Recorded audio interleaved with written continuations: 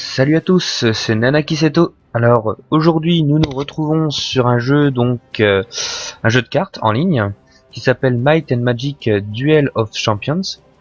Donc voilà, là je suis sur le tutoriel, donc nous allons découvrir ensemble ce petit jeu de cartes. Hein. Donc bien sûr, comme vous l'avez compris, inspiré de Might and Magic. C'est évident vu le nom. Hein. Donc alors je suis dans le tutoriel, donc voilà, donc je découvre, je vois que déjà le plateau a l'air d'être pas mal. Si vous vous rappelez bien des différents Might and Magic, vous avez un peu le même système mais avec des armées réelles, donc le héros d'un côté, votre armée sur le plateau. Donc le but étant donc de détruire le héros adverse. Donc jusque là rien de bien novateur. Donc nous allons voir ensemble ce qui se passe, le gameplay, etc. Donc voilà. Donc là, comme on me dit, actuellement vous disposez d'un élémentaire d'air et d'un griffon sur le champ de bataille. Votre adversaire a 2 ghouls. Donc voyons voir.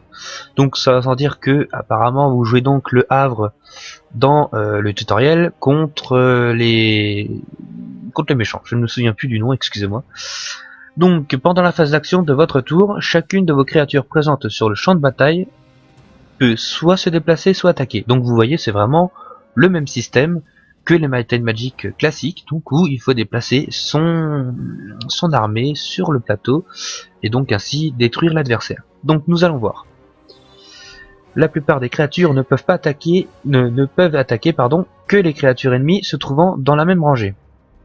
Donc ça déjà, c'est un truc à savoir. Effectuez le clic gauche sur l'inventaire pour sélectionner. Donc nous allons voir. Donc là, nous devons l'attaquer où on peut se déplacer. Comme vous le voyez, les cases vertes c'est sûrement pour le déplacement. Ça paraît logique. Donc nous allons attaquer. D'accord. L'attaque a fait tomber les points de santé de la goule à 0, le tuant et le faisant ainsi rejoindre le cimetière de votre adversaire. Donc si la goule ennemie n'est pas bloquée, les dégâts de son attaque sont directement infligés à votre héros. Voilà. Vous pouvez amener vos créatures face à des créatures ennemies afin de stopper leur attaque. Sélectionnez le griffon dans la 3e rangée. Donc, vous voyez, hop. Et nous pouvons donc déplacer ce griffon pour, je pense, attaquer au prochain tour la goule. Donc, je pense que, donc vous voyez, hein, au niveau du bas, là c'est qui a marqué griffon royal, griffon pardon loyal, je vais y arriver. Créature volante, griffon. Donc le 2 doit être le 2 avec le point, ça doit être l'attaque. En bas la défense et le 4 je ne sais pas. Nous allons voir ça prochainement bien évidemment. Donc voilà, fin de tour. Nous allons voir la fiche de points de dégâts. Alors voyons voir. Donc oui, le en rouge tout en bas c'est donc les points de vie. Sachant que les deux créatures s'affrontent, donc nous aussi nous allons infliger des dégâts. Donc, alors, si j'ai bien compris, le losange où c'est qu'il y a le 1, c'est l'attaque, et en bas, avec la boule en rouge qui descend au fur et à mesure, donc c'est la vie. D'accord. Donc c'est bon à savoir. Le petit 2, nous verrons ça prochainement, je ne sais pas encore. Donc voilà, nous découvrons tous ensemble. Hein. Votre adversaire n'a pas de créature pour bloquer votre élémentaire d'air, qui peut maintenant attaquer directement le héros adverse. Voilà, ça c'est très intéressant. Ça veut dire donc que sur la rangée ici, vu qu'il n'y a personne là, nous pouvons attaquer directement. Alors qu'en bas, vu qu'il y a le griffon, si le griffon va attaquer l'adversaire, il n'a pas le choix d'attaquer la goule. D'accord, c'est très bien. Donc à nous allons le faire. Hein. Donc vous voyez ici, il y a 2 points d'attaque pour l'élémentaire d'air et 6 points de vie. Et là donc voilà. De ce côté là c'est fini, voilà nous avons gagné. Santé restante 20, voilà, meilleur dégâts 2, sort utilisé 0, créature utilisée 0, fortune utilisée 0, voilà, donc c'est vraiment le tout premier tutoriel, voilà. Nous allons passer au suivant, votre adversaire à la main, d'accord. Donc pour jouer une carte de votre main, vous devez pouvoir payer son coût en ressources. Votre adversaire a une ressource disponible, elle pourra ainsi jouer sa goule lors de son tour. Donc la ressource, voilà, vous voyez ici, entre les deux petits boomerangs, on va dire. Donc là, c'est la ressource. Hop. Donc vous voyez, Ah oui, d'accord. Donc, astuce, la plupart des créatures ne peuvent attaquer lors du tour où elles ont été déployées sur le champ de bataille. Donc, en gros, pour ceux qui ont l'habitude des cartes, ça s'appelle plus communément le mal de l'invocation. Voilà. En gros, c'est ça. Hein. Lorsque votre adversaire passe la main, votre phase de ravitaillement débute. Donc, bah, évidemment, ça nous. Au début de votre phase de ravitaillement, vos ressources sont réalimentées et votre maximum de ressources augmente de 1. D'accord, donc vous piochez alors une nouvelle carte de votre deck et passez à la phase d'action. Donc ça, c'est pareil, c'est très commun à la plupart des jeux de cartes. Hein.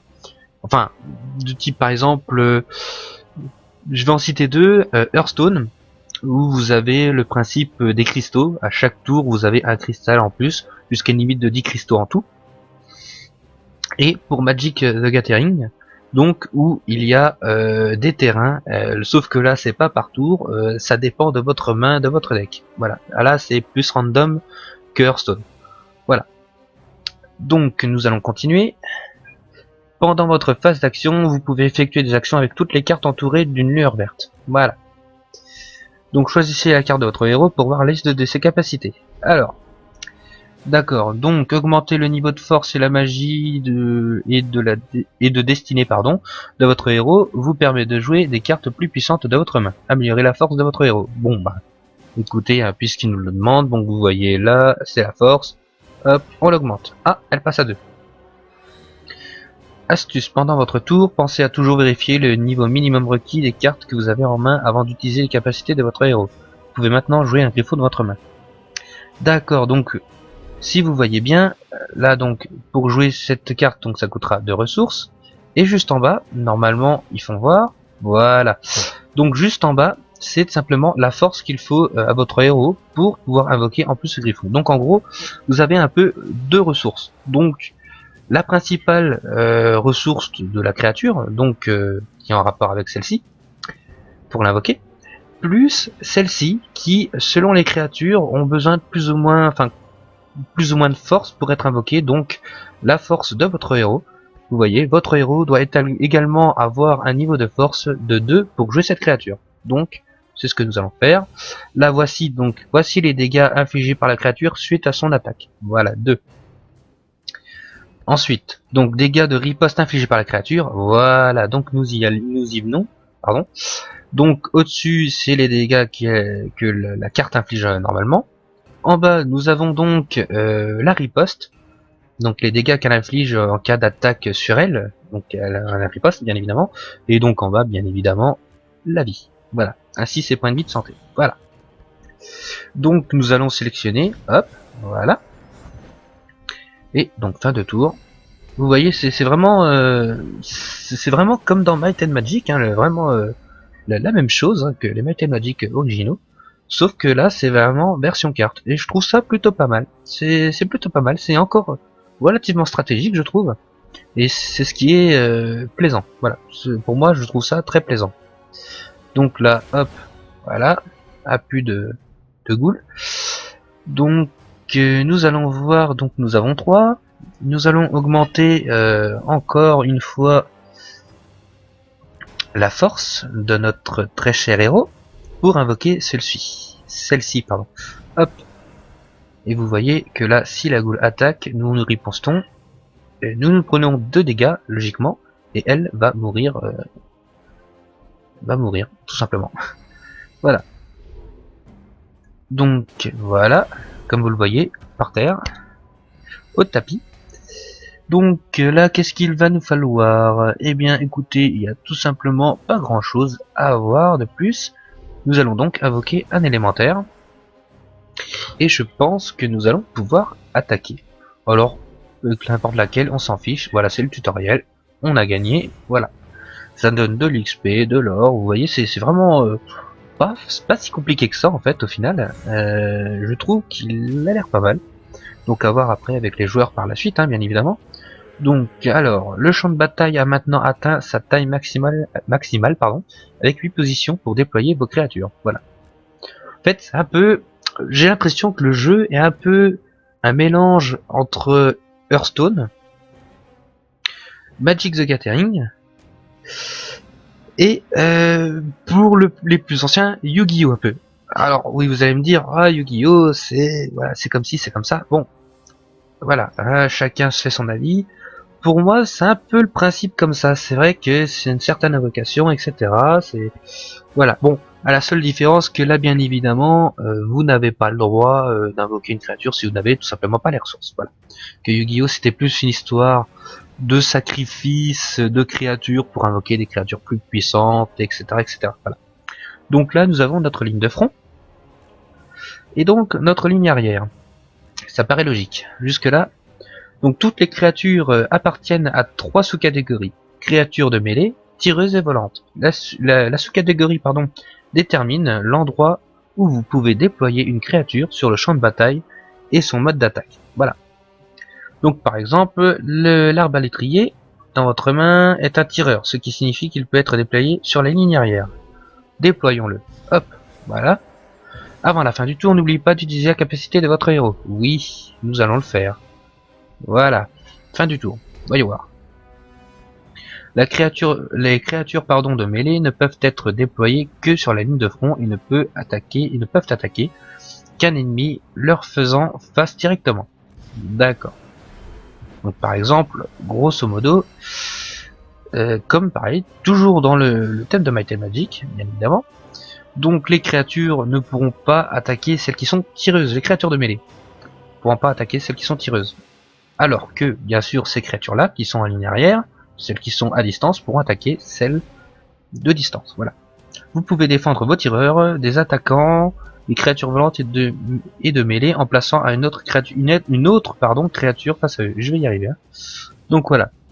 Donc nous allons sélectionner le griffon. Voilà, le griffon est une créature volante. Ça paraît très logique. Et donc nous allons le mettre devant, voilà, devant notre archer pour le protéger. Et ainsi, normalement, l'arbalétrier ne pourra pas tout simplement pas se faire avoir. Voilà. Donc nous allons tirer. Voilà. Donc là, ça fait un point de dégâts, comme vous le voyez. Nous avons donc tiré sur le lancier squelette. Et normalement, fin du tour. Oups. Ah, trop tard. Bon, c'est pas grave. Une erreur de ma part, ça arrive. C'est pas bien méchant. Donc, comme vous le voyez, c'est la grosse bagarre, on va dire. Donc nous allons augmenter. Hop. Et là, je pense que nous allons mettre une autre créature volante et surtout esprit. Nous allons la mettre là. Voilà. Donc ensuite, nous allons attaquer. Voilà. Et attaquer celle-ci en plus. Et voilà. Donc vous voyez, là, la créature est morte. Alors par contre, la petite note que je viens de voir, pardon, c'est que si une créature adverse est prête à mourir, elle ne riposte pas. Donc en fait, c'est un peu comme l'initiative dans Rune of Magic, excusez-moi, dans Magic the Gathering. Donc voilà, si la créature vient à mourir, eh bien, notre créature ne prend pas de dégâts, ne prend pas les dégâts de riposte. Voilà. Donc voilà, testons. Hein, nous allons continuer. Donc, immunisé contre la riposte, contre la riposte. C'est un tireur. Nous allons mettre le tireur ici. Vous voyez, bien compliqué. Nous allons augmenter notre force encore une fois. Et donc là, nous allons attaquer tout simplement avec celle-ci. Voilà. Hop. Et on finit. Voilà. -1. Bon, ça c'est fait. Voilà, rencontre 3. Et il nous reste 4 et 5 et 6. Voilà. Donc nous allons continuer cette petite découverte ensemble. Donc j'espère que la vidéo vous plaît, que c'est pas trop ennuyant pour vous. Moi en tout cas je trouve que le jeu est pas mauvais. Donc voilà, nous allons voir pour les sorts. Donc là c'est pareil. Regardez donc. Pour l'explosion solaire, il nous faut donc 2 en sort en plus des 2 ressources. Donc là nous allons la mettre ici. Voilà, donc ça va en gros tout déchaîner, ça a tout massacré. Donc vous voyez, c'est vraiment un truc assez classique et pourtant qui est vraiment pas mal, je trouve. Voilà. Donc, puisque votre héros débute avec un niveau de destinée de 2, vous pouvez jouer la fortune du tas d'or pendant ce tour pour gagner un bonus de ressources. Voilà. Jouez la carte du tas d'or dans votre main. Bon, ça me paraît évident, donc nous allons jouer cette carte. Ah oui, c'est pour augmenter la ressource, d'accord. Donc nous allons augmenter, nous allons augmenter, voilà, sa force. Et donc nous allons mettre un griffon, un petit griffon que nous allons mettre ici. Allez, voilà. Voilà, plus un griffon ici. Ça va être embêtant pour l'ennemi, ça va bien lui casser les pieds, et c'est notre but à ce moment-là. Voilà. Donc nous allons attendre qu'il fasse son petit train-train, voilà, donc il a mis une goule là, il faudra tout simplement que je fasse attention. Donc là vous voyez, hein, le mêlé ne peut pas riposter par rapport au distant, mais il peut l'attaquer, voilà, normalement, voilà. Mais la riposte ne fonctionne en aucun cas. Bon, alors nous allons donc augmenter, non, hop, nous allons donc augmenter ceci. Et nous allons mettre un tireur, voilà, allez, ça va l'embêter. Sauf que là, du coup, j'ai un peu mal joué mon coup. Oui, j'ai un peu mal joué mon coup, c'est pas grave. C'est frais. Dans un cas comme dans l'autre, voilà, il y en a un qui mourra. Bon, malheureusement, là, je vais me prendre quand même de dégâts. C'est dommage, j'ai un peu mal joué mon coup. J'aurais dû réfléchir un peu plus. Donc, vous voyez, c'est pas parce que le jeu a l'air simple comme ça que voilà, faut faire n'importe quoi. La preuve, j'ai bêtement, j'ai fait une chose vraiment très bête et j'aurais pu faire mieux. Voilà, ça arrive, c'est pas grave ma foi. Hop, et donc là nous allons mettre celle-ci et voilà. Là, techniquement, celle-ci, la Banshee est morte. Bah oui, je sélectionne ma carte. Ah bah oui, évidemment. Vous voyez comme quoi, hein, toujours bon de réfléchir un petit peu. Et voilà, donc là, pareil, victoire. Hop, on continue. Puisqu'on est parti dans la foulée. Au début de chaque duel, les deux joueurs piochent 6 cartes de leur deck et placent dans leurs mains. Bon, vous voyez, donc ça n'a rien de spectaculaire. Et à chaque sort et à chaque fortune correspond une sous-catégorie de sort instantané ou persistant. Voilà. Donc là, je n'ai pas eu le temps de lire la carte. Ah voilà. Donc voilà, le sort bouclier de feu invoqué par votre adversaire est un sort persistant qui enchante une créature sur le champ de bataille. Voilà. Astuce, faites un clic droit sur une carte pour la voir plus en détail. Voilà, donc nous voyons là. Donc c'est le même principe que Magic the Gathering, un enchantement de créature, donc un enchantement jusqu'à ce qu'elle soit détruite, enfin jusqu'à ce que la carte soit détruite ou l'enchantement soit enlevé, ça persiste, donc ça reste tout le temps. Voilà. Enchantement de créature permanent. Chaque fois que la créature enchantée subit les dégâts d'une attaque, le bouclier de feu inflige des dégâts équivalents à la créature attaquante. Donc en gros, imaginons, je ne sais pas jusqu'où peut aller les dégâts des cartes, mais imaginons que la carte a 6 de dégâts et que l'adversaire a un enchantement sur une carte qui a un riposte. Voilà, un riposte avec le bouclier de feu en enchantement. Si je comprends bien, ça voudrait dire que tout simplement la carte qui a le bouclier de feu va renvoyer les dégâts de ma créature qui a 6 points d'attaque. C'est à dire qu'en gros ma créature se prendrait 6 points dans les dents. Et si elle a moins de vie, par exemple elle a 4 de vie, bah c'est foutu quoi. Et l'autre carte je soupçonne aussi qu'elle doit être morte aussi. Ça nous allons voir ça par la suite. Voilà, donc hop, nous continuons. Donc vous voyez, si votre archer elfe des mers attaque le démon, il sera détruit par les dégâts de bouclier. Donc nous allons hop, augmenter sa vie, nous allons utiliser ça. Donc qu'est-ce que c'est? Détruisez tous les sorts persistants. Bon, comme ça c'est fait, ça va le calmer direct. Hop, il ne reste plus qu'à l'achever. Vous voyez, c'est vraiment easy en fait, hein. Voilà, le gameplay est pas mal. L'idée est bonne, donc moi franchement je vous le conseille, hein, ce jeu, je vous le conseille. Nous allons continuer tout de même. Infliger des dégâts à toutes les créatures sur rangée ciblée. Bon, alors, que faisons-nous maintenant? Oh là là, nous allons augmenter déjà de 1. Nous allons donc poser, je pense, un griffon. Enchantement gagne plus 2. Oh, allez, on va faire le bête et méchant. Allez. Ah, dommage, j'aurais dû jouer mieux mon coup. Là encore, vous voyez, comme quoi dans la précipitation, on peut faire des bêtises. J'aurais pu simplement cliquer sur le héros, augmenter sa mana. Donc j'aurais pu utiliser cette carte-ci, enchanter, enchantement de créature permanent. La créature enchantée gagne plus 2. Donc ce que j'aurais pu faire, donc le mettre sur celui-ci, déjà qu'elle avait 3 d'attaque de base. Elle aurait eu 5, oui 5, excusez-moi. J'aurais pu attaquer directement sur l'ennemi et j'aurais fini déjà. Bon, c'est pas grave, pardon. je vais faire autrement, hein. C'est pas un souci. Nous allons donc mettre un griffon et un arbalétrier. Voilà. Bon, là c'est vraiment juste pour la défense, hein, parce que j'ai un peu raté mon coup. C'est pas grave, hop, il est quand même à 1. Voilà. Tout n'est pas perdu, comme vous voyez, hein, on peut toujours rattraper les choses. Il suffit juste de réfléchir un petit peu et pas faire n'importe quoi. Et surtout garder son calme. Surtout garder son calme, réfléchir tête posée, voilà. Bon donc, cette fois-ci je vais pas faire l'erreur. Hop. Bon, bien évidemment, le joueur en face, enfin, oui, le joueur en face a fait un petit truc bien pas sympathique.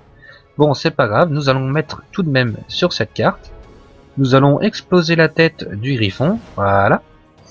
Et donc là, pareil, nous explosons sa tête. Et il nous resterait plus qu'à mettre celle-ci. Hop là, bon, vous voyez, plus rien sur son terrain. Il est dans la mouise totale.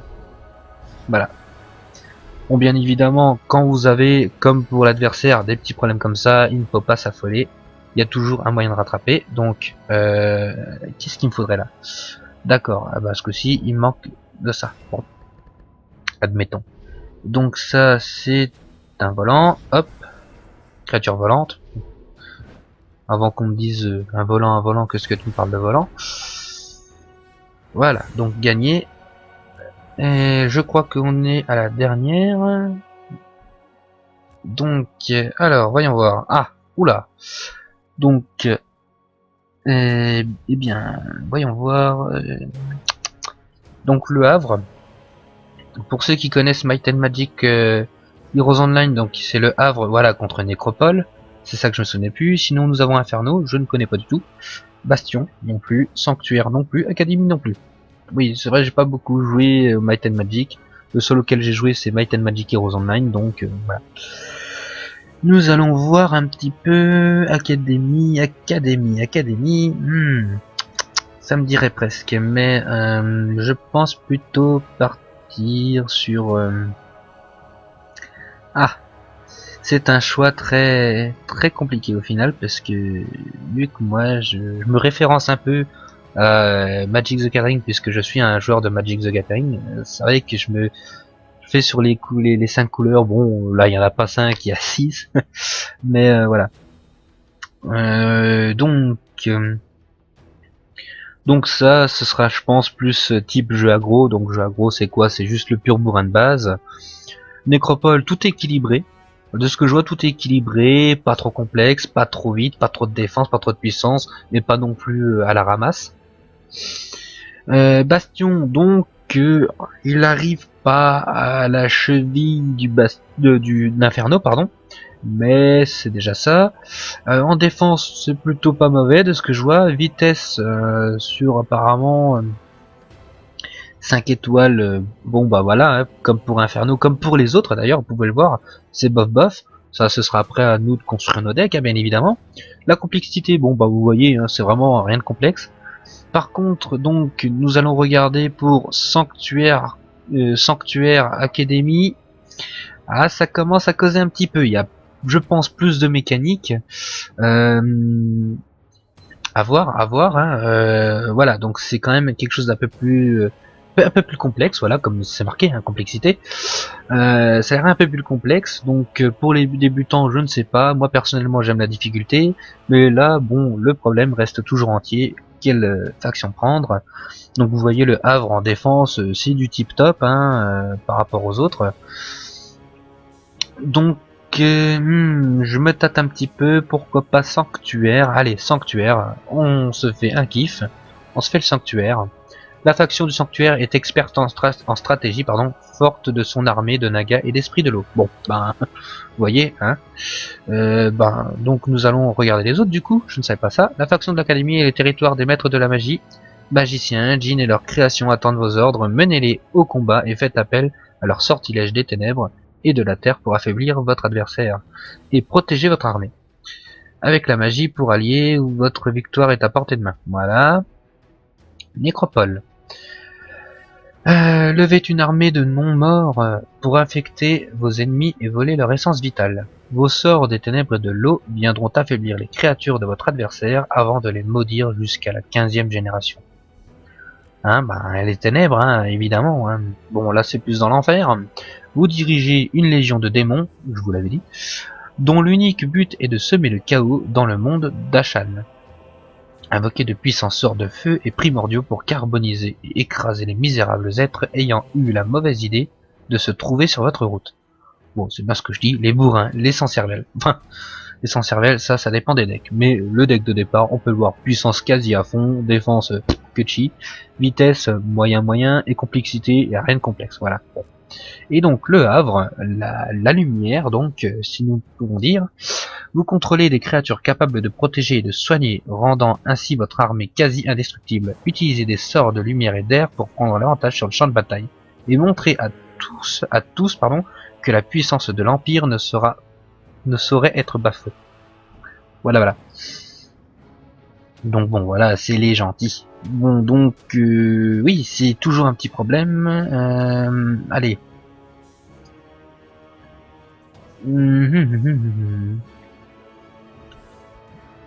Allez, nous allons l'essayer.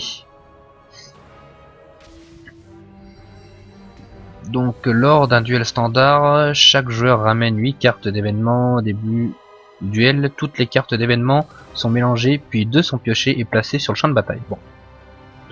Pendant votre tour, vous pouvez jouer une ou deux cartes d'événements. Astuce, faites attention, certaines cartes d'événements ont un coût en ressources et d'autres peuvent jouer en faveur de votre adversaire. Oui, donc c'est du random, C'est le truc que je ne pense pas que je vais utiliser très souvent, moi, personnellement.